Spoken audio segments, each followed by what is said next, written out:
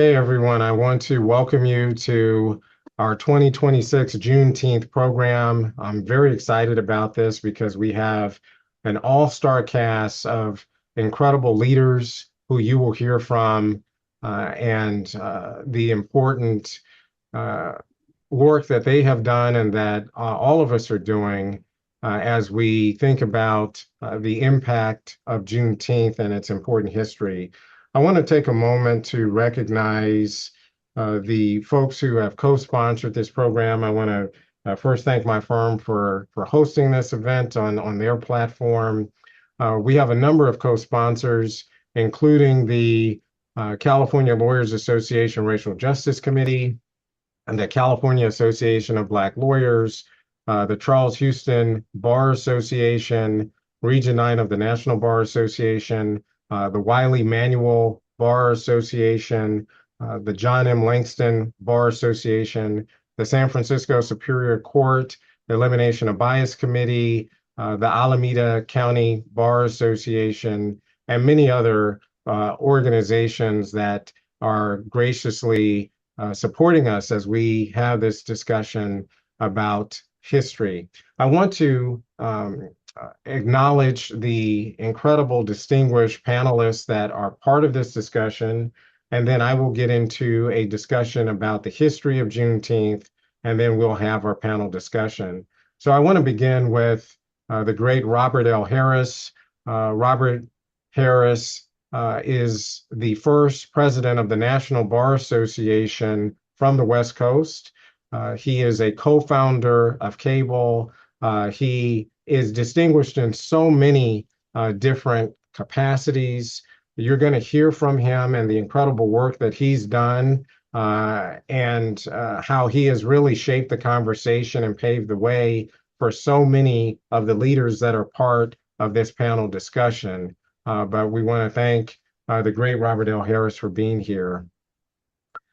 We also want to recognize the president of the Charles Houston Bar Association, an incredible dynamic leader. Charles Houston, the largest African American bar association in Northern California. She is an incredible entertainment lawyer. She's a leader in so many different capacities, not only in the Bay Area, but across the state of California and across the country. We thank the great President Mariah Cooks for being with us.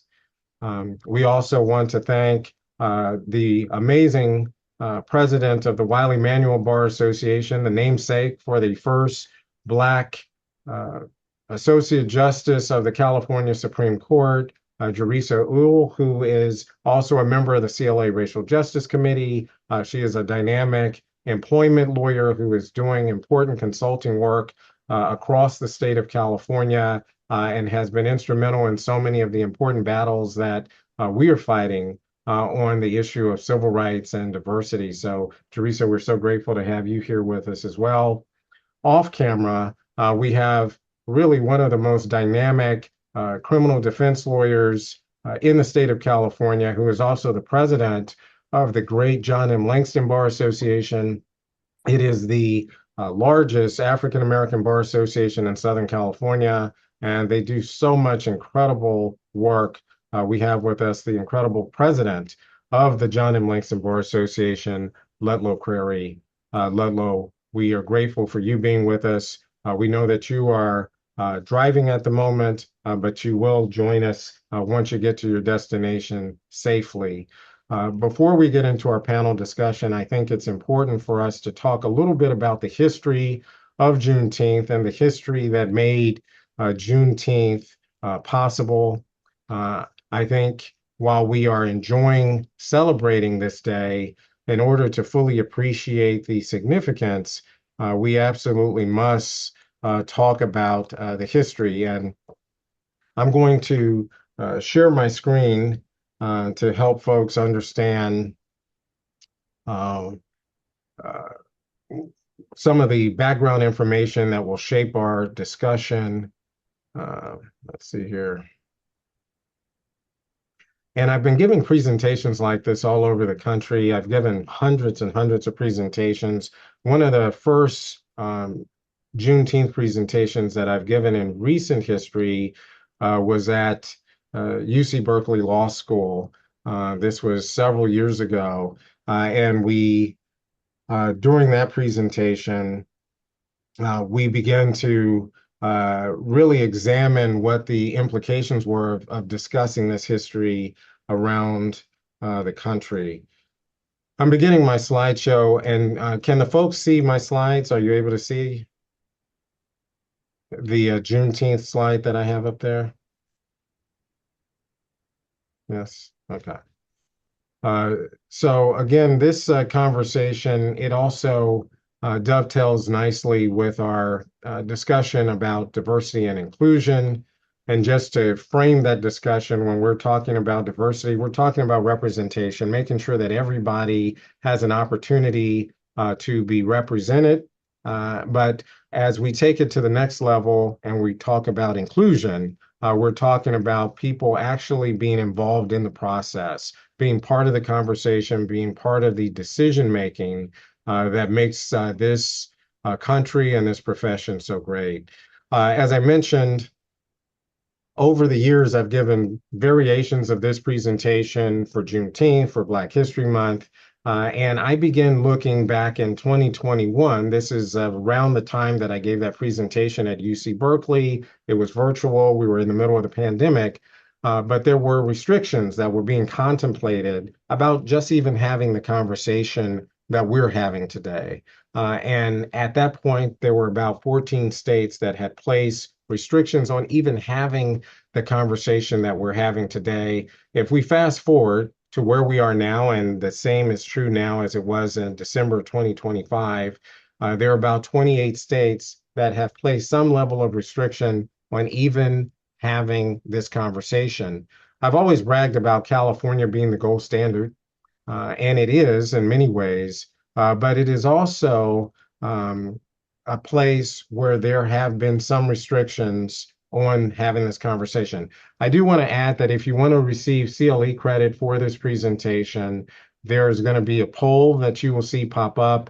It's important that you respond to the poll just so that we make sure that you're here and you're present and enjoying the presentation. So when you see those poll questions up, please respond. If you are a panelist, you don't have to worry about responding, but for those of you who are participating as guests, it's important for you to be part of this discussion. So there are, in the written materials, I cover a number of jurisdictions within California, at least 7 school districts that have placed restrictions on just having the very discussion that we're having today. I would like to point out that there are also some jurisdictions that have criminalized this discussion. So I sometimes say jokingly, even though it is a serious issue, that by the end of this presentation, I want folks to make the determination about whether or not any of us should be incarcerated or suffer some other penalty for just having this discussion. And I have information about which jurisdictions in California have restricted these types of conversations. And I have some examples from places around the country. So these written materials will be made available. We won't go into every single slide, but it will be made available after the presentation. So really the basis for Juneteenth is to celebrate the end of slavery and the understanding that the slaves or the formerly enslaved African Americans were free. It's important to understand the history of slavery in the United States. So I'm very familiar with the 1619 Project. It's a beautiful project that covers an important period of history, especially African Americans and our contributions to this great country. But based on my research, and I'm a big history buff, slavery began in the United States in Florida back in 1539. And it was the result of Spanish explorers bringing enslaved individuals to what later became the United States, what later became Florida. I have detailed information in this written materials about that whole process of bringing the slaves to the United States. The slaves helped build this country. African Americans, we helped to build what became the United States. African Americans built the White House. African Americans provided the the catalyst, if you will, for the economic formation of the United States. And I have all of that information included in these written materials. It was the British who actually brought plantation slavery to the United States. And I think it's also important to visualize, how did these folks get here? And so included in the written materials, I have information. You can also view some of this information if you have the opportunity to go to the African American Library in DC. I do understand that there are some changes to some of the exhibits there, but this is one of the things that I saw on display during my visit, where it shows how the slaves were packed on those ships and brought to the United States. It's important to understand that this was a very horrific experience for those who were subject to being sold as cargo, as property. And so this here is an advertisement for the sale of slaves in the United States. So it's just important to understand what the slaves were being freed from and what that experience was. It broke up families, and included in the written materials, you see that families were separated. I know we have conversations now about family separation policies, where it really dates all the way back to slavery, where families that were enslaved, mothers separated from their children, fathers separated from their wives. It was a brutal process. Slaves were inspected as cargo, their teeth, their body, to see if they were what was desired by those who were purchasing the slaves, because they were treated as property. It's important to understand the interaction between the African American community and policing. Some folks wonder why there has been this tension over the years between the African American community and policing. It goes all the way back to the slave patrols, where law enforcement during that time, they were there to make sure that any slaves who tried to escape or seek freedom were returned to those who exercise ownership over them. And I have a lot of detailed information in here explaining how the policing started in the United States and how it relates to slavery, and sort of that tension between those who were seeking their freedom and those who were attempting to enforce laws to keep them enslaved. The slave patrols continued in the United States until the passage of the 13th Amendment, which freed slaves in the southern states, not the northern states. So there were a number of northern states where slavery continued. Following the end of slavery, there were a number of laws that were put in place to restrict the freedom and the ability of African Americans to fully integrate into the American infrastructure and the American economy. These were referred to as Black codes, and I provide a lot of information in the materials that explain what those laws looked like, and what that process was, and how brutal that system was for the people who had to live under that type of impression. Following the ratification of the 14th Amendment, it was sort of a technical granting of equal protection to African Americans, abolishing Black codes, but we later saw, following Reconstruction, that Jim Crow laws began to proliferate across the United States, that really placed restrictions on how and the extent to which African Americans could be fully integrated. During the Civil War, Congress passed the Confiscation Act of 1862. You had Union troops that seized Confederate property, including African Americans who were considered property at the time. We are, of course, familiar with Abraham Lincoln's Emancipation Proclamation. But again, when we talk about the ending of slavery and we talk about the role that Abraham Lincoln played in ending slavery, again, that only include freeing those slaves who were in the southern states. It exempted folks who were enslaved in Union states, and so that included Delaware, Maryland, Missouri, and Kentucky. So it's important to understand that it did not end slavery everywhere. So when we get back to Juneteenth and what it is, it's a celebration of not only the ending of slavery, but that information reaching the folks who were enslaved. So there was no internet, there was no telephone, there was no easy way to share information. And many of the slave owners had a vested interest in making sure the slaves did not realize that they were free. And so it took more than 2 years, about 2.5 years, for that information to get to all of the various plantations. The last place where it actually uh, made it was in Texas, where the last slaves on the last plantation were finally notified. So the federal government sent folks from the military to the slave plantations to let them know that they were free. But to put this in context, they weren't really free because these slaves did not own any property. They did not, for the most part, have any education. They had nothing to fall back on. So a different type of slavery continued following the institutional slavery, and that was sharecropping.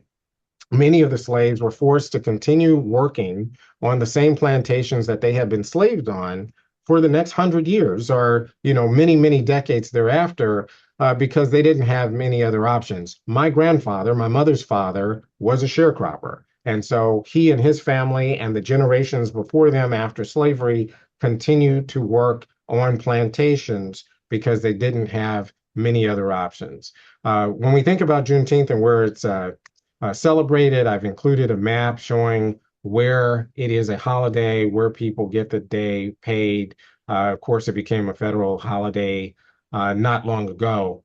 Um, I've included information about the process of how people got that information. The great historian Henry Louis Gates, he noted that freedom wasn't automatic for Texas's 250,000 enslaved people. As I mentioned before, there was a vested interest in keeping the slaves ignorant of their freedom so that they would continue to provide free labor.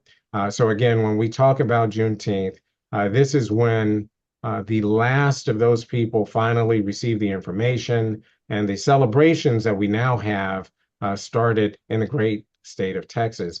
I'm just going to cover briefly because I don't know that everybody is aware of this. When we talk about some of the Jim Crow laws that followed the formal slavery that we had in the United States, many people think California was exempted. They think this is just something that happened in the South, but we had a lot of those Jim Crow laws in California.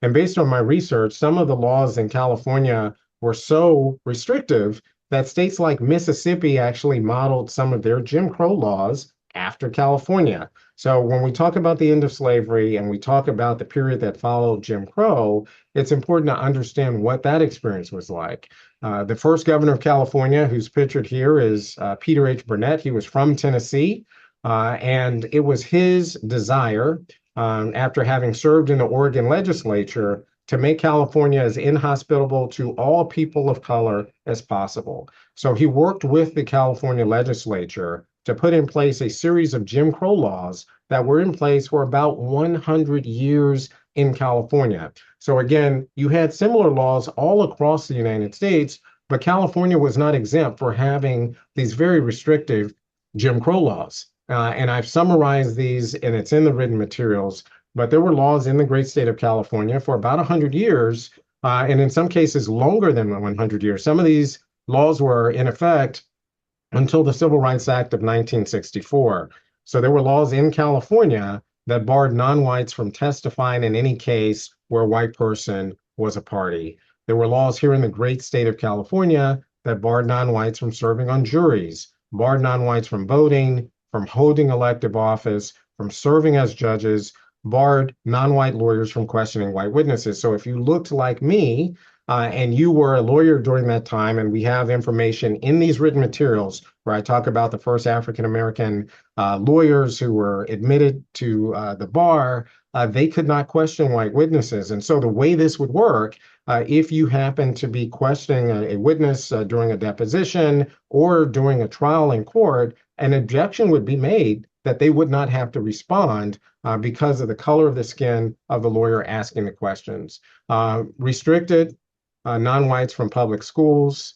Uh, we had laws here in California that restricted non-whites from buying property, being buried in certain cemeteries, being able to go to restaurants, hotels, theaters, pools, hospitals, and beaches.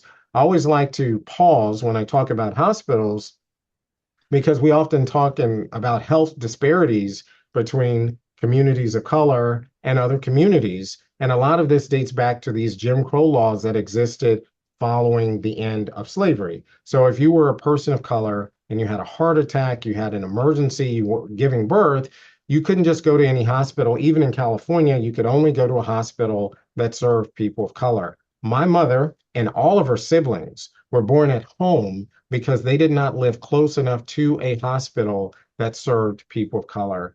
Denied admission to bar associations. So the panelists that we have here, they're all leaders of African American bar associations. And folks sometimes wonder, why do we need African American bar associations or Asian bar associations or Hispanic bar associations or other diverse bar associations? It is because there was a time in the United States, a time in California, where you could not be part of a majority bar association if you were an attorney of color. So the only option you had to have any sort of community or fellowship with other lawyers or judges is you had to start your own. And the very first organization of its kind, or one of the first, was the National Bar Association. And we will hear more from the great Robert L. Harris, who was president of the National Bar Association, who really paved the way after African Americans were denied entry into the American Bar Association. And to just give you a bit of history of how that happened, you had a group of African Americans who applied because there was no racial requirement at the time to be part of the American Bar Association. They applied, they were accepted as members, and it was later discovered, oh my God, a group of African Americans somehow snuck in here and became members of the African Bar Association. So the American Bar Association instituted a racial requirement that you could not be a person of color and be a member. So the National Bar Association said, hey, we're going to form our own organization.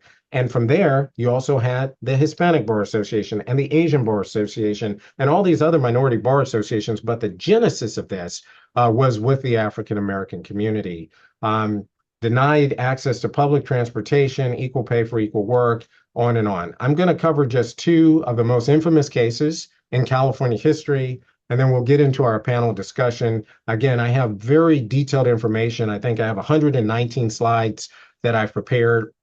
Obviously, I can't talk about all of them in detail, but I think this history is really important. And I've researched this and I've drafted this over the past decade, and I want to make this available to you. So you can read all these other slides at your leisure, but I'm just going to cover two of the most infamous cases in California history. The first of these cases is People versus Hall.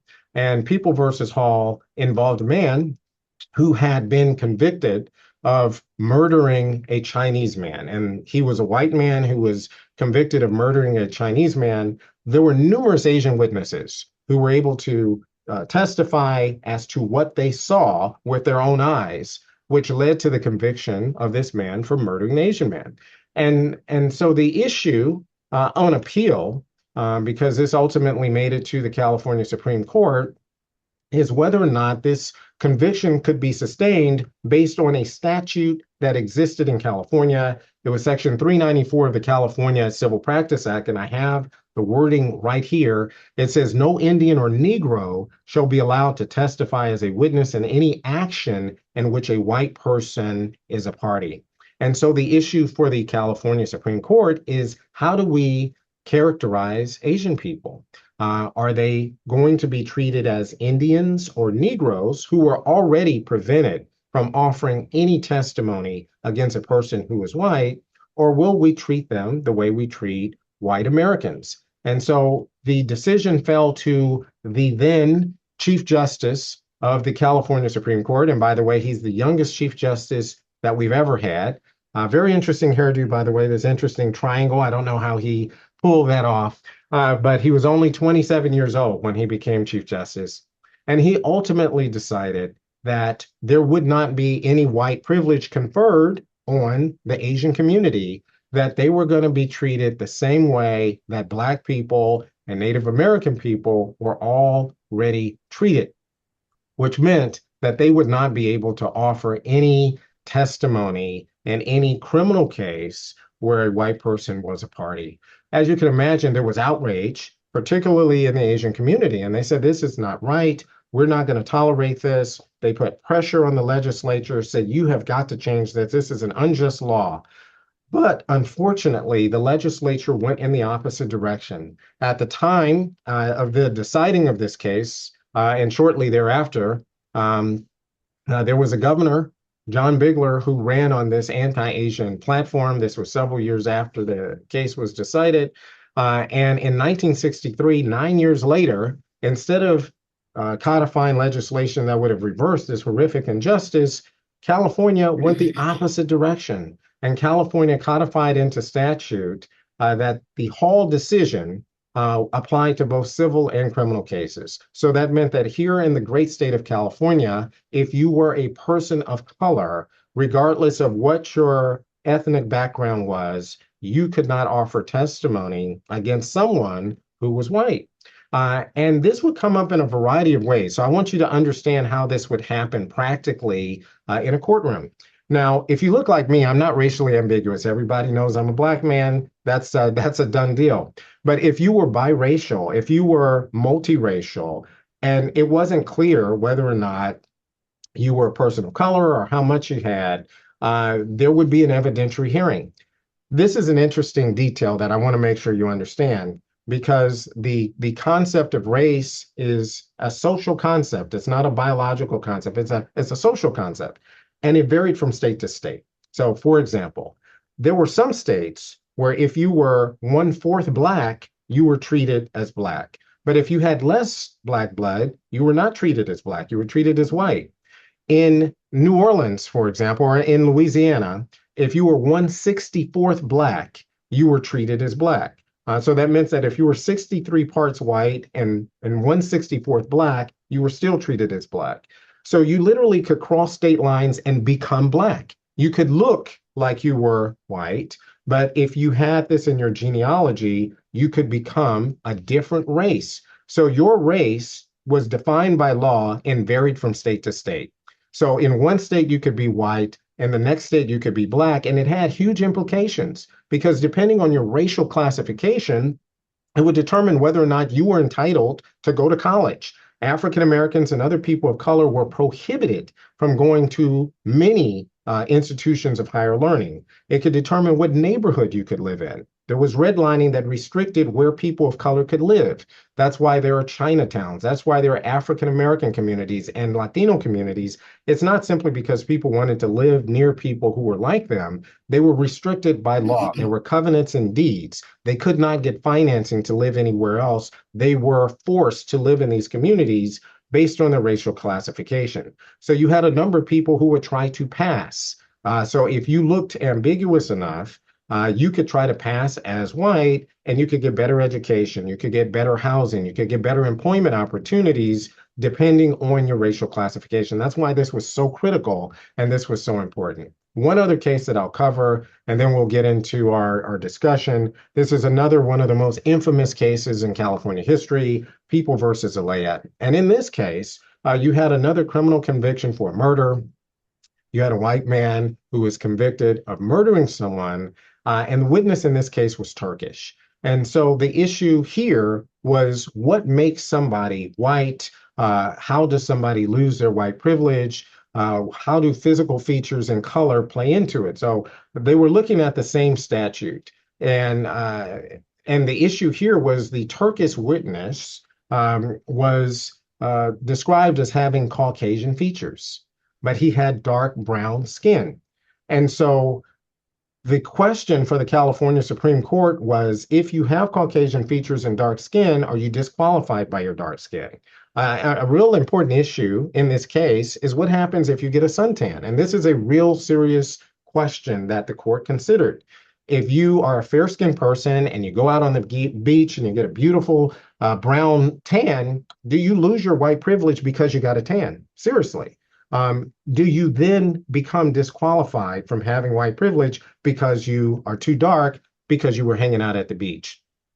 So ultimately, the California Supreme Court decided that you have to have the right combination of physical features and skin color in order to have white privilege in California.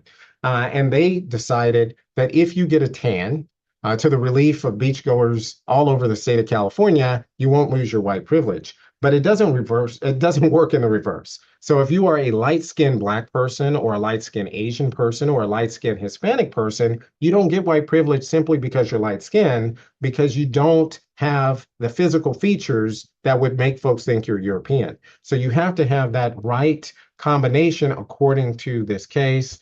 And we'll go right to the holding in People versus Alea. And essentially, they said that because this witness had Caucasian features, his dark skin did not disqualify him, but they made it very clear this is not going to work in the reverse. Sorry, Steph Curry, and sorry, a bunch of other wonderful people. If you were living in this time, you would not get the benefits of this statutory provision. In the materials, I won't go into all the detail because there's just too much and we have to hear from this amazing panel. But I go into detail about the efforts to end discrimination in California.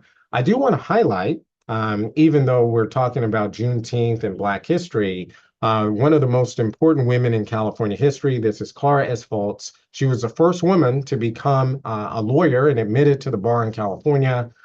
She had a desire to become a lawyer. But there was a statute on the books in California, and this was similar in many states, that an applicant to the California bar had to be 21 years old, at least 21 years old, a white male of good moral character, and possessed the necessary learning ability.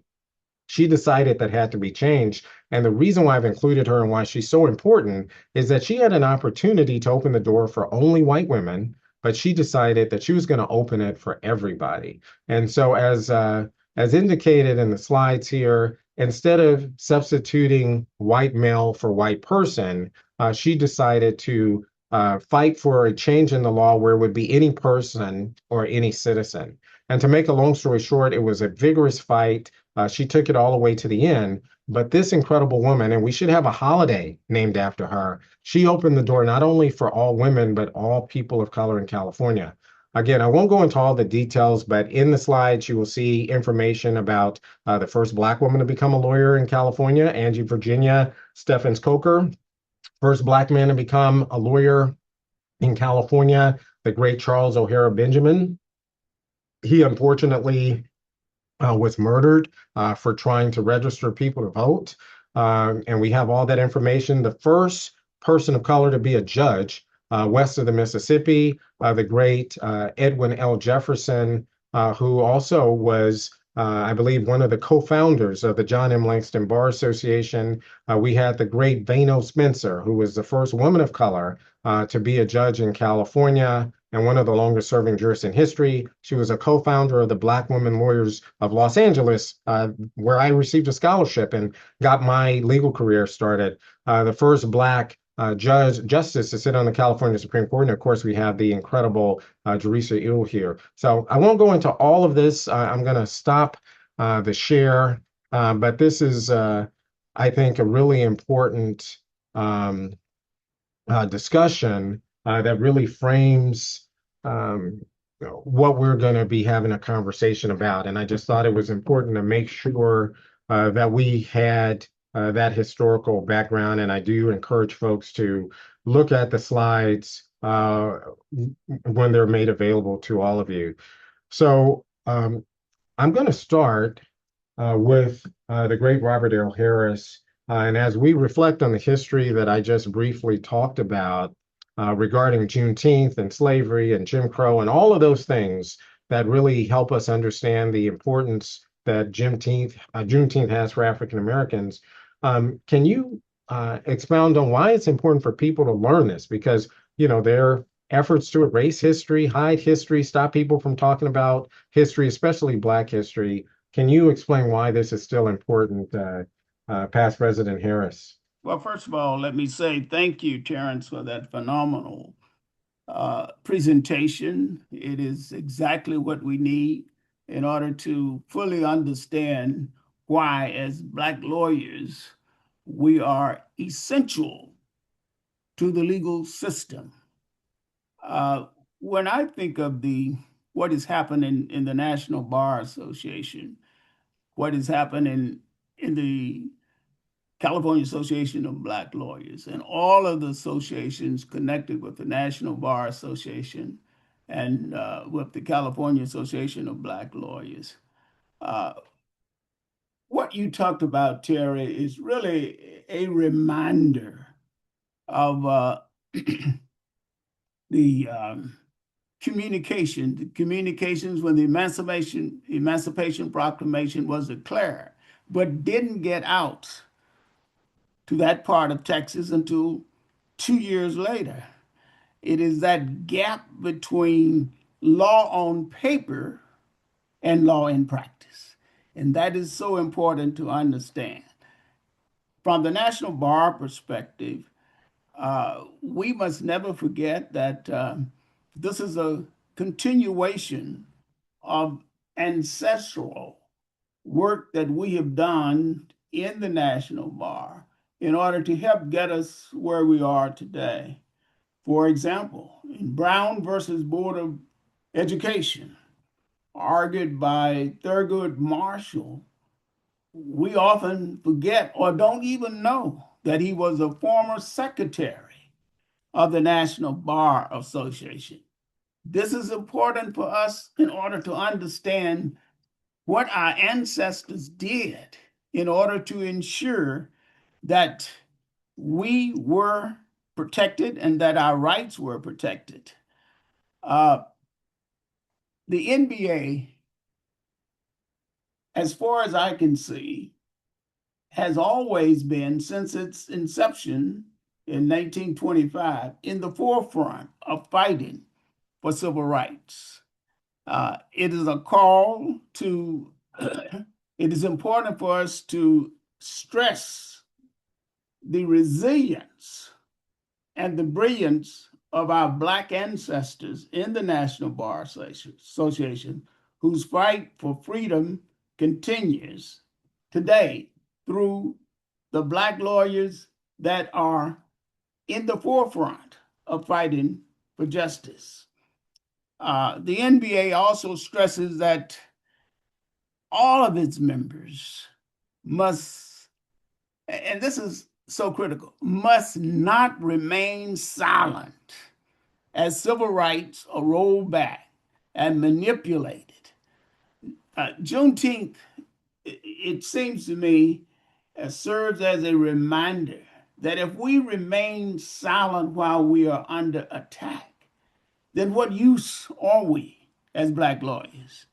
It is so important for us to protect the rights that we have won, especially in view of the fact that many of those rights are now being reversed.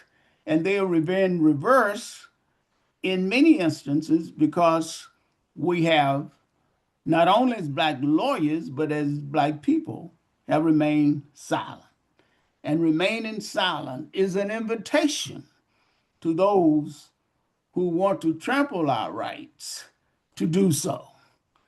Let me end the National Bar part of it before I talk about CABL for a couple of minutes by saying that Juneteenth is a legal and moral directive. It demands that Black lawyers continue the unfinished work of emancipation. And that means that we must not be afraid to confront injustice wherever we see it. We must defend democracy, and we must ensure that freedom is delivered, not just declared. It is easy to declare it, but you got to deliver it. On the other part of what I'm asked to discuss relates to the California Association of Black Lawyers, which I was pleased to co-found in 1977 in Los Angeles, California. The primary focus in the founding of the uh, California Association of Black Lawyers emanated from the National Bar Association, the discussion we had at the 1977 convention in 1976 convention in Houston, Texas, where we said that it is important that we form an association of all of the Black lawyers in California so that we would have a more powerful voice. And that voice was directed primarily at changing the face of the judiciary. And fortunately, we had a tremendous impact. We had an impact in terms of the legislative angle of influencing what goes on in Sacramento. It was all because we were able to bring the Charles Houston Bar Association, the Langston Bar Association, the San Diego Association of Black Lawyers, now called the Earl B. Gilliam Bar Association, and the Black Women Lawyers of Northern and Southern California together to make that happen. And it did have a tremendous influence and continues to have an influence. So let me close by saying that Juneteenth is important for all of us. It is not just a celebration, it is an opportunity for us to think closely what we are doing individually and collectively as lawyers, and whether or not we are having the kind of impact that we ought to have when that thug in the White House, that convicted felon in the White House, and I don't care if anybody doesn't like what I say, I just tell the truth. He is a convicted felon. He is an adjudicated rapist. And I don't care whether you like that or not. Sometimes you have to tell the truth and not be afraid to stand up. So, as Black lawyers, I'm not encouraging you to be as vocal as I am because I don't give a damn uh, about Trump or anybody else. I'm going to speak truth to power. So, as I said the second time, as I close, let me say that we celebrate Juneteenth by rededicating ourselves and our individual and collective commitments to the cause of the Black lawyer and to the cause of the Black community. Thank you, President Harris. President Cooks, I would like to get your thoughts on why it's important to, share and learn the history of Juneteenth. Of course, and just echoing Mr. Harris, thank you, Terrance, for getting us together and being so intentional all these years across many states and many different audiences about doing exactly what I'm about to talk about and what Mr. Harris just expressed, but the importance of sharing Black history, because Black history that's forgotten is history that's repeated. And I think about Juneteenth. And as you discussed, and as Mr. Harris just discussed, these enslaved people in Texas and other states, they were free for 2.5 years before anyone told them. And I think about this delay, and this is not an accident. This is strategic, and the is that same strategy, but just by using different means. And when we don't teach Black history, we're producing lawyers and judges and legislatures that have no framework for understanding how the law has been used really as a weapon against Black people specifically and other people in groups of color. And so there's no urgency or awareness to ensure that, it's not used in the same way again. And again, just repeating history. And just to honor Charles Hamilton Houston, he really understood this. And he didn't just train lawyers, he trained people like Thurgood Marshall, who knew what was at stake and was at the front lines of doing something to change on a foundational level. And it wasn't just as a supplement to what they were doing or their legal education, but it was truly the foundation of it and a lot of the civil rights movement that we're standing on and standing to protect today and still fighting for. And just personally, on a personal note, I'm a better attorney, a better leader, a better human being because I know where I come from and whose shoulders I'm standing on. Um, and so for me, that's really the what it comes down to is if we do not educate, and it starts in our households, it starts with our spheres of influence because we can't rely on our schools, we can't rely on our educators, um, and even the groups that our young people are being a part of to be educated with true Black history and history of this country and our people. So we have to do so ourselves. Thank you so much, President Cooks.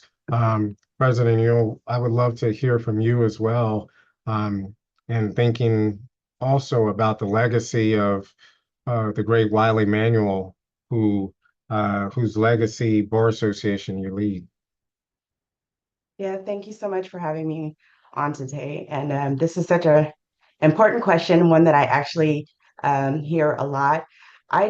From my perspective, African Americans have always been at the core of political debates in this country. As you pointed out about the ending of slavery, it really was more of a political issue to punish the rebellious states. And time again, we find ourselves at the value of our life being a political matter.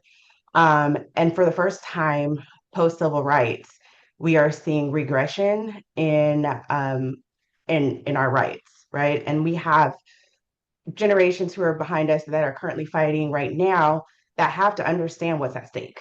And so our history is important because it's being eroded now a little bit more bluntly than it was before, but a little bit more latently, and people didn't realize what was happening behind the scenes. And so I think everybody in the African American community and those who are allies have to understand what we're fighting for, what's important, and where we could find ourselves because our ancestors did the work for us. Our grandparents did a lot of the heavy lifting for us. The places that we are able to transcend and be a part of right now were done off of the backs of other individuals who fought for us. And now we are in a place where there's still a lot of work for us to go moving forward, but now we're just fighting to preserve what we already won. And so the work that Wiley Manual does, we are doing a lot of work with the youth, and the core of getting them involved and getting them motivated is for them to understand where we've come from and what the importance is of preserving that. And so I'll end on one point about why our history is so important, especially if you're on this side of the fight, is because the opposition, they know our history and they're using it to erode us. So it's my understanding, Kevin, I think his name is Roberts, the president of the Heritage Foundation, who was a big contributor of Project 2025. He earned his PhD in American history and he did his dissertation on the culture and resistance of enslaved people. That is absolutely frightening to me that know that the opposition is studying us and how we come together, because that's only being used for one purpose, right? So in the inverse, we need to know our history and we need to stand on that collectively in order to fight against what's coming. It's an attack we thought we won, but apparently it's back at our doorsteps. So for me, it's preparing for what's ahead of us and making sure that our kids are not caught off guard, that our youth are not caught off guard on what they need to do to continue passing the baton. Thank you so much, President Ewell. And President Crary, I'm hopeful that you're in a safe location. I know you were driving a bit earlier, but we would love to hear your voice on this important issue. Yes, Terrence, thanks. I'm get the luxury of being relatively brief in my comments because the benefit of going after such great leaders and great presenters is that they've said what I would have said much better than I could say it. So without, in an effort not to be redundant, I will say this: Juneteenth is symbolic in American history, not just African American history, but American history, because our story is the American story quintessentially. Uh, Juneteenth represents a few things. It represents uh, freedom. It represents the promise of freedom uh, that was guaranteed by the United States Constitution and uh, uh, ratified by the Civil War, the outcome of the Civil War, and the 13th, 14th, and 15th uh, amendments to the U.S. Constitution to protect the rights of the freed slaves. So it represents our freedom, but beyond that, we have to remember that Juneteenth was the date that former slaves in Texas found out that they were already free. So it represents a very important subject for today, which is educating our communities about their rights, about their voting rights, about their civil rights. We need to go into our communities and show them what they need to know uh, at a time when not only are these rights being attacked and eroded, but there are efforts to undermine our education system and our education about our history. So it represents going into the communities, giving civic lessons on civics, uh, giving helping people to register to vote, informing people on why it is important to vote now as much, if not more than ever, because we still have a Voting Rights Act. Louisiana versus Calais was a horrible decision for the power of the Voting Rights Act, but it did not kill the Voting Rights Act. We still have the Voting Rights Act. We still have the ability to fight in the courts through litigation in the same tradition as the NAACP Legal Defense and Education Fund and Thurgood Marshall did in the 1950s and 60s. We also need to vote because we still need to ensure that we have representatives on all levels of government that are friendly to civil rights and voting rights and diversity. So it's as important now as ever to vote, and it is important to educate our community to the fullest extent possible about their rights under the Voting Rights Act and their civil rights and their rights under the Constitution. So thank you for having me, Terrance, and I look forward to this further discussion. Thank you, President Curry. I appreciate you.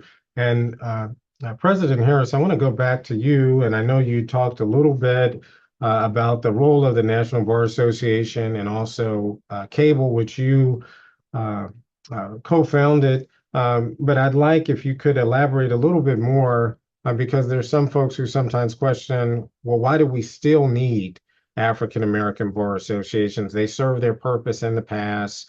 But now we have the opportunity to be a part of all these other bar associations. Why is it still important for us to have African American and other ethnic bar associations?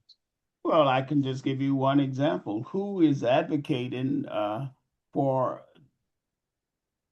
getting more judges right here in California? Hmm. Is the California Association of Black Lawyers advocating for that? I don't think so. CABL is advocating for it.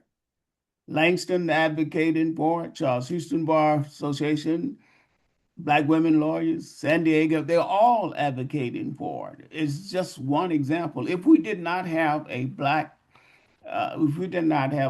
Black bar associations, we would be far less secure than we are today. So it is because of our ability as Black lawyers to advocate on our behalf that we are as advanced as we are, but we are not nearly advanced as we should be. We should be further advanced. But again, if we relied solely on white bar associations, although there are some fairly progressive white bar associations, I've been a member of the bar associations of all, we would not, but for the Black Bar Association, we would not be where we are today. And we should make no mistake about that.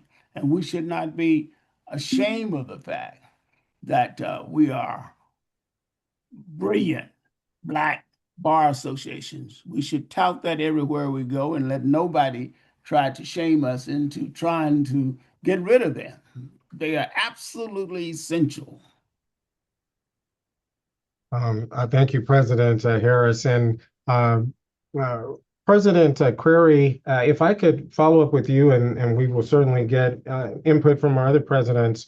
Um, if you could talk about the importance of Langston in particular, and I will just say that I have seen firsthand the great work that Langston and all the other bar associations, but Langston in Los Angeles has done through the scholarship program, through so much of the community outreach. And I'll confess, before I became president of Charles Houston Bar Association, one of the role models that I had of how I wanted to, conduct my presidency was based on work that I saw with Langston. So, can you talk about the important role that your bar association has in the community and why it's still important for it to exist? Well, there are a number of reasons why Langston is still relevant in the community, and its relevance is very much highlighted in these days and times. And one is because we're one of our central commitments is to pave the way and facilitate the development of the next generation of Black lawyers. So we give out, on an annual basis, six figures in scholarships to Black law students in the Southern California area. I'm sorry, in Southern California, in the Southern California area. So we are very committed to developing lawyers and carrying on this tradition and passing this organization and its administration to the next generation. So that is one of the very important things that Langston does in the community, and in particular in the legal community. We also are committed to community outreach and community service. So we have traditionally done things like legal clinics with a broad array of areas of law that are relevant to the community. We partner with the local churches. We partner with schools. We partner with municipalities to do these things. And we really try to get out into the community and be visible and be and pour into the community as much as we can. We also are committed to the youth in the broader community. So we go out and we do presentations to elementary school students and middle school students and even high school students to let them know this is what Black lawyers do. This is a dream that is accessible to you. This is how we did it. This is what a career looks like.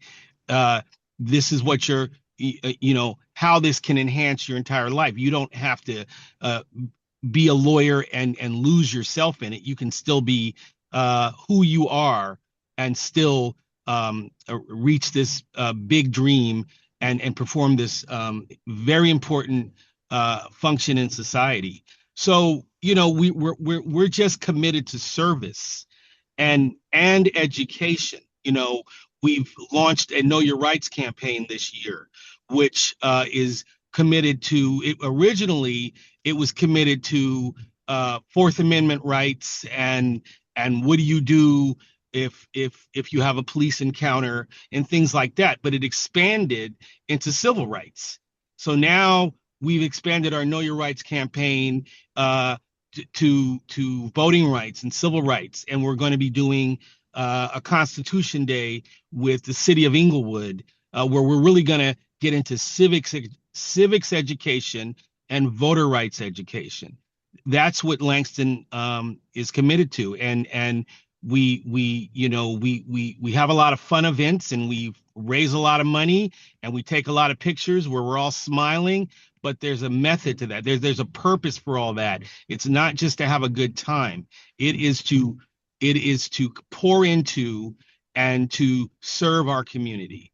So Langston's relevance is strong now as it's ever been, and the community at large is coming to experience that. And even outside of our community, we are being seen as a beacon of leadership for diversity and protection of civil rights. Thank you, President Creary and President Cooks.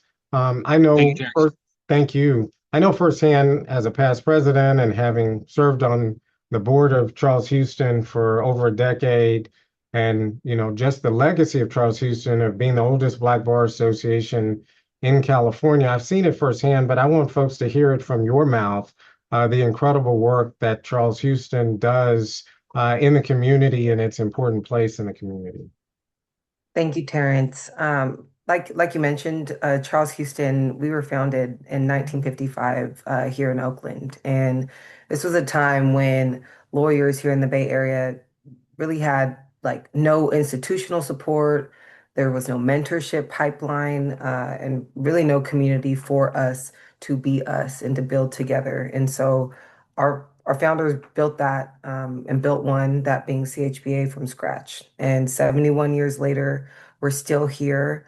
And as President Ludlow said, or query, sorry, we're still stronger than ever, and we continue to build. And I'm excited to announce that we are bringing our gala back to Oakland this year, at the Henry J. Kaiser Arena. And this is our 71st year, and our theme is Rooted in Rising, because that is exactly what we are doing. We are rooted and standing on the shoulders of our forefathers and mothers, and continue to rise and continue to fight and continue to invest and pour into our community here in the Bay Area and beyond. And what I'm really grateful for is that we don't just support Black lawyers. We're pouring back into the entire community. And I mean, last year we didn't give away six figures, so shout out to Langston. But we did award almost $50,000 in scholarships to Black law students here in the Bay Area. And in addition, we run pipeline programs from working with middle school students all the way from high school to community college to university, through law school. And those have shown, and even this year we've adopted Balboa High School, and Charles Houston will be the chair of that advisory board, really pouring into the schools here in San Francisco, as well as deep in the East Bay as well. We host legal services events, similar to Langston Know Your Rights campaign, all throughout the Bay Area, and really a lot in Oakland, and are working with CABL to bring more voting awareness and voting rights campaigns here to the Bay Area, and not just for our seasoned saints, but for our young people. And our 16 years old, they can vote for their school boards, and just knowing like the importance of the local elections, and don't wait every 4 years. Your vote matters every single year that you can vote. And so that's something that we're really wanting to implement and continue to really just invest power and increase and inspire power into the people here in the Bay Area. And under my presidency, we've launched our legacy program where we're having honest conversations and gathering about mental health, about boundaries, and really what it costs to do this work. And because with CHBA, and I've seen it firsthand, that we really believe in the whole lawyer, not just the professional, but really the person who gets up and fights for justice and fights this fight every single day. And we need each other now more than ever. And so it is, Charles Houston has changed my life. It has changed, really impacted who I am today and who I will continue to be, and all the heights that I will reach. I know for a fact that I would not be here and continue to be rising without the foundation and the support of Charles Houston. So it is my greatest honor. I've led a lot of organizations, a lot of teams, but this has been my greatest honor so far, and I think it will continue to keep that top spot as I continue on my Uh, journey. Thank you so much, President Cooks. And I think this is a perfect segue, President Ewell, with respect to the Wiley Manual Bar Association, because the founders of Wiley Manual were members of Charles Houston. Wiley Manual was on the board of Charles Houston. There's so many connections between our organizations, but I want to hear a little bit more about the important work of your great organization and your importance of Wiley Manual to the community. Yeah, thank you. In essence of time, I'll try to be brief. Um, we are at probably one of the smaller bar associations throughout the state, not quite as big as Langston and Charles Houston, but we are right up the street, as I say, from Charles Houston. So we're definitely trying to make more of a presence because there's really I've talked to Mariah several times and I'm like, we're too close to not support each other in events, really get to know each other. A lot of us feed into cable. So let's build those connections. So we've been intentional about that. We also want to make sure that around the community, people know who Wiley Manual are.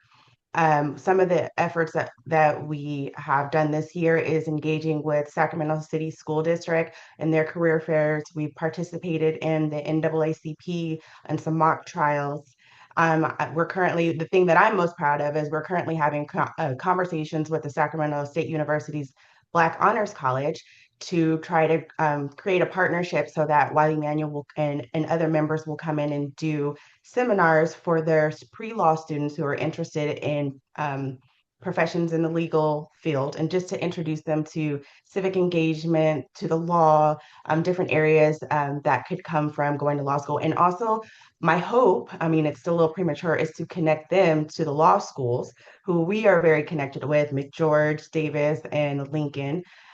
We host a yearly annual law school barbecue in their honor, which I'm very proud of because that's how I got connected with Wiley Manual. And Wiley Manual was very instrumental to having a presence when I was in law school. I was only one of two Black people in my cohort. I felt very lost, and they made sure I knew they were there when I finished. And so it was important to me when I got on the other side of this to get involved with the organization and help keep things moving. We also are reaching out to other organizations, such as we've done some work with the National Coalition of 100 Black Women, the Sacramento chapter. Our VP is a part of that organization. She's been really instrumental in putting together, we put together a legislative day for high school students that was amazing turnout, and we look forward to building that every year. And the last thing that we've been doing in spirit of probably what's been going on there has been a huge need for the Unity Bar. We're part of the Unity Bar in Sacramento, and we've been having, normally we just do an annual dinner kind of to come together and celebrate our individual affiliate bars. But we've been very intentional as the leaders of each Unity Bar to come together and get to know each other, to share our stories, what's our struggles, what's happening in our individual communities, and how we can support one another. So I'm happy that that's starting to evolve as well. Thank you so much, President Ewell. I know that we talked a little bit and we alluded to the Voting Rights Act and how the Supreme Court has further eroded that. I wanted to discuss something that's also very important, and that's diversity and inclusion in the legal profession. So we have seen a number of attacks on diversity and inclusion, on more representation of people from all different backgrounds in the legal profession. Notably, just in the past couple of weeks, and I'm not sure if folks are aware of this, Diversity Lab, which is the creator of the Mansfield certification process that so many law firms, I think more than 350 across the country, have been proud to be part of. And I know that our firm here at Duane Morris is Mansfield Certified Plus. They just announced that they are suspending their program under the pressure of the attacks that they are facing.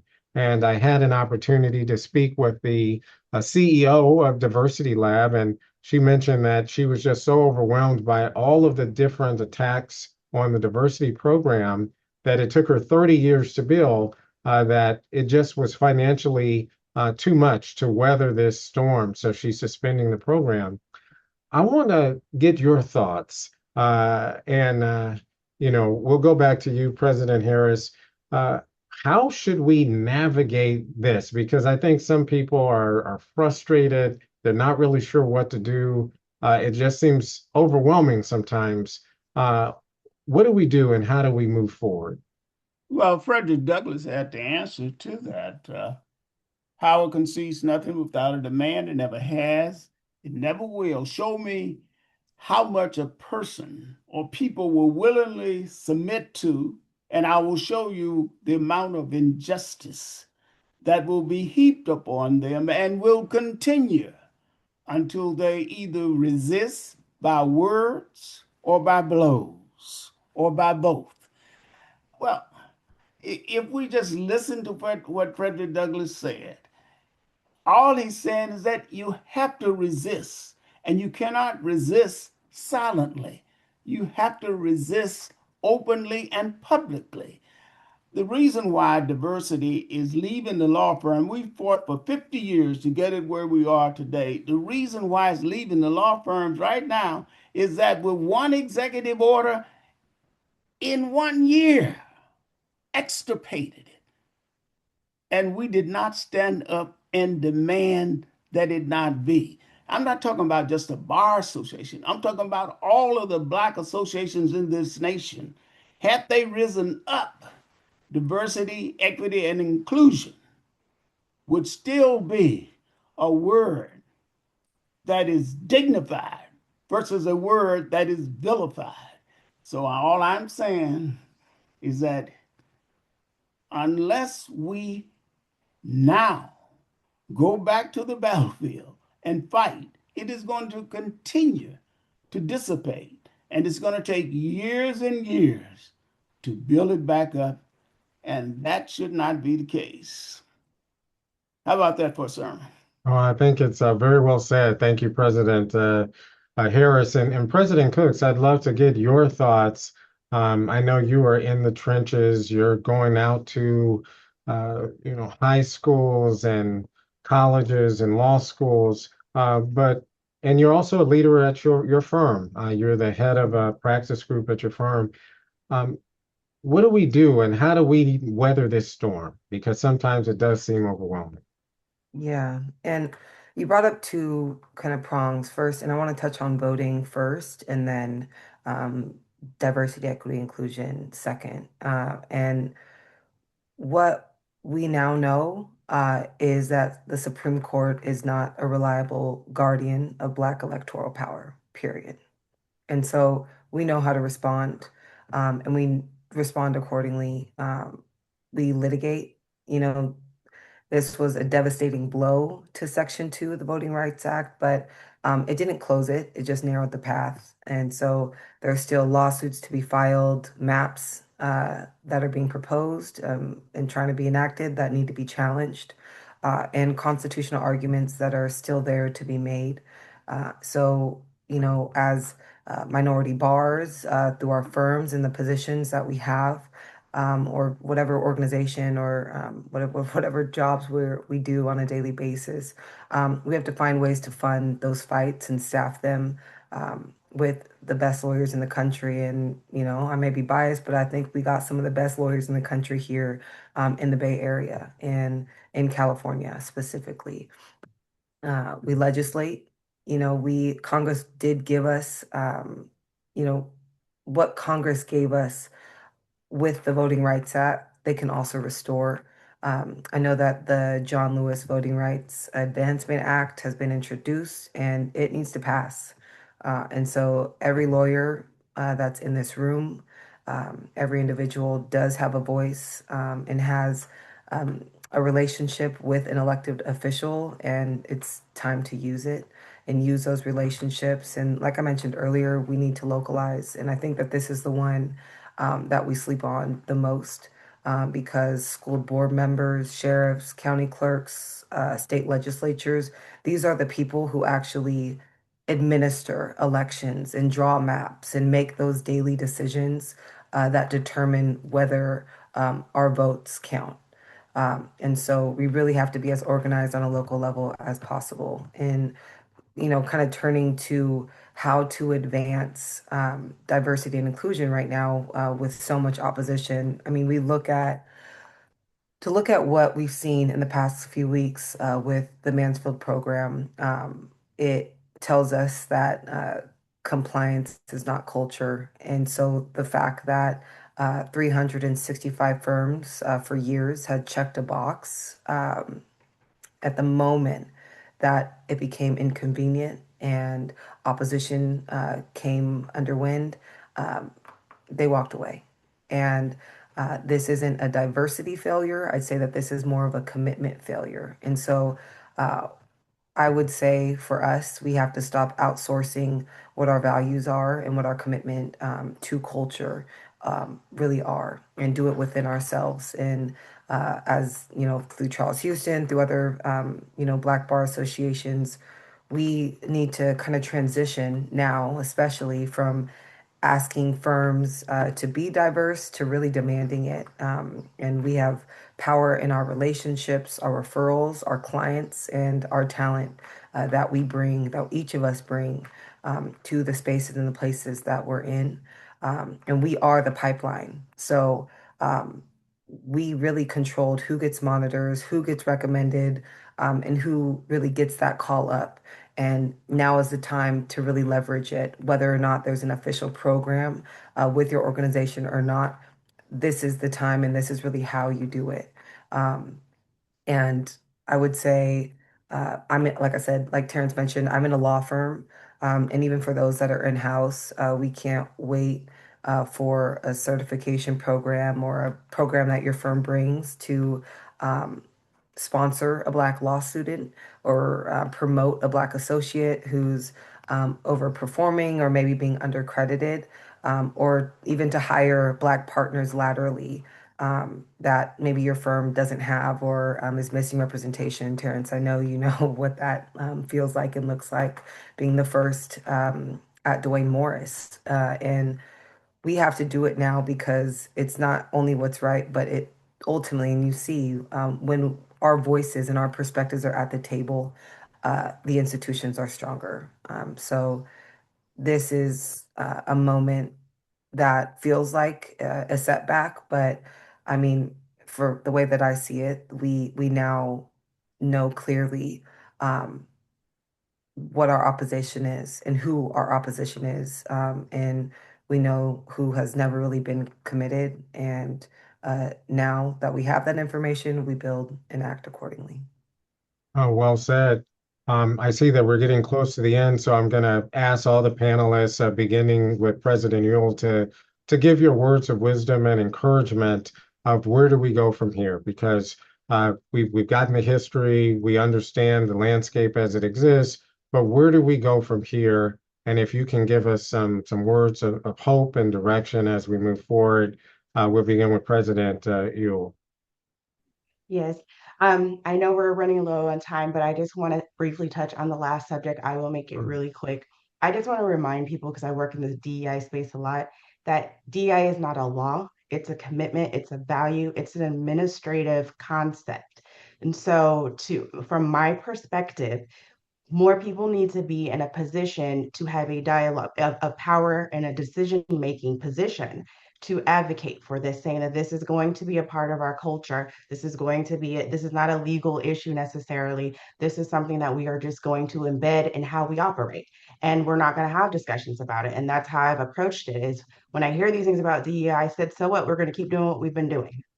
So moving on to your more targeted question, what do we do to move forward words of wisdoms? I just want to acknowledge for everybody that we're in a time when it's okay to be anxious, and you need to acknowledge that there is some trauma response, some stress that's coming from that. We're in a time where we don't know how to necessarily respond to something that we didn't think was going to be at our doorstep again, but also to encourage people that we've been here before. So going back to your earlier question, that's why you need to know your history because we've been here before. People have already laid out what needs to be done. We just need to pay attention and we need to follow suit with what they've done. We're not all the way back where we were, but the writing's on the wall and there have been many people who have done the work. So we can't lean on them anymore to do the work. It's our turn to get off the wall and do what we need to do. And find an area that you're passionate about and get involved in it. Whatever that looks like, nothing's too little, but now's an action time. We can't all sit. I get people asking all the time, like, what can I do? Anything. What do you want to do? Right? Like, I'm considering going into politics simply because I know I'm suited for that. And maybe I need to go run for local office and be a decision maker because I can't count on other people to make good decisions. That's something that I'm considering and I encourage other people to do is find out where your niche is and walk in it. And then keep an eye on your mental health, please, because this is a lot to be dealing with, especially if you're in a heavy lift position and no one's good or useful to anyone if they are burnt out, tired, stressed out. So take some time to breathe and rebuild and fill your cup. Well said. Thank you. President Query, your final words of wisdom to our audience. Yes, Terrance, I would like to say that everybody has really been amazing in this presentation and such rich and valuable content in this program. Thanks to you, Terrance, and the panelists. You know, one thing that I heard through this discussion is power. One word that stuck with me is power. We need to come from a position of power and a position of strength. And the way you do it is by coming together. All of the California Bar Associations working together in unison on the same goal. You know, the regional NBA and the national NBA all connected as a continuum of Black lawyers and Black judges pushing for the things that benefit our community and protecting our community and protecting our community's hard-won progress and continuing to progress. So coming from a position of power is important, and these dialogues and these connections and supporting each other's organizations and supporting the programs that each of our respective organizations are putting on, I think is crucial at this time. And as I said before, educating our community is important. And as both of my colleagues have said on this panel, my co-bar presidents have said, mental health, preserving your mental health is important because you're no good to anybody if you yourself are not taking care of yourself. And we are in a high pressure, high stakes environment as lawyers, particularly litigators. And so it's easy to get yourself lost in it and lost in the work and to get burned out and to get cynical and to, you know, sort of shrink away from participation because you just don't have the bandwidth for it. So pace yourselves, take the me time, do those things. But I remember I was at the NBA convention last year in Chicago, and there was a meeting, and there was a group of judges from all over the country and lawyers from all over the country. And this one judge said, everybody at this convention needs to become a civil rights lawyer right now. This was last summer. So it's an all hands on deck thing. We can do it. For 500 plus years, we have survived and even thrived at times as a community. We can do this, but we got to do it together because we're all we have. Well said, President Query. Thank you so much. And President Cooks, your final words, and then we'll have President Harris close us out. Thank you. And just echoing President Query, incredible job. And it's an honor to stand beside each of my fellow panelists and host this afternoon. So thank you. And I mean, first and foremost, I think we have to acknowledge that it's okay to grieve this moment that we're in. It's heavy, and we're seeing you turn on the news and there's something happening daily that is meant to break you and break your spirit. And so I think acknowledging that it's not weakness, it's honesty, and we need to really be honest with ourselves and like both President Ewell and Query mentioned, we have to be able to be honest with ourselves in order to take care of ourselves. So that's first and foremost. And, what I have always really reminded myself of, especially as I continue to grow and evolve, in that what I look around this room and with these panelists, we are our ancestors' answered prayers. Every person on this panel, every person in this room is physical, walking, breathing, living evidence that somebody before us refused to quit and prayed over us and manifested us. And we are exactly who we are is beyond what they could even think was possible. For our ancestors, they didn't have the luxury of despair and they didn't quit. And neither do we in this moment that we're in. And so when you feel overwhelmed, ask yourself, what is one thing in front of you right now today that you can do? Not everything, not fix the Supreme Court today, but just one thing, whether it's the mentee that you can call, the vote you can cast, or the client you can fight for, the community that you can show up for. Purpose is not just a feeling, it's a practice and it's a daily practice. And so every day that you show up in your profession, in your community, with this level of intention and integrity, you are living on purpose. And so that's really what I'll leave you with. We have breath in our lungs. There's purpose assigned to our lives every day. So live like it. Well said, President Cooks. Thank you so much. And President Harris, if you can close us out with your words of wisdom. Since we are out of time, let me say that the struggle continues. We cannot sleep. We cannot give up. We cannot get discouraged.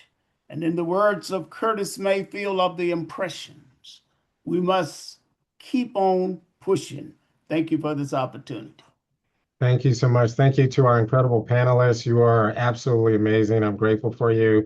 Thank you for all of those who joined us virtually and those in person in conference rooms. We thank you. Have a wonderful Juneteenth. Celebrate responsibly. Have a great day, everybody. Take care.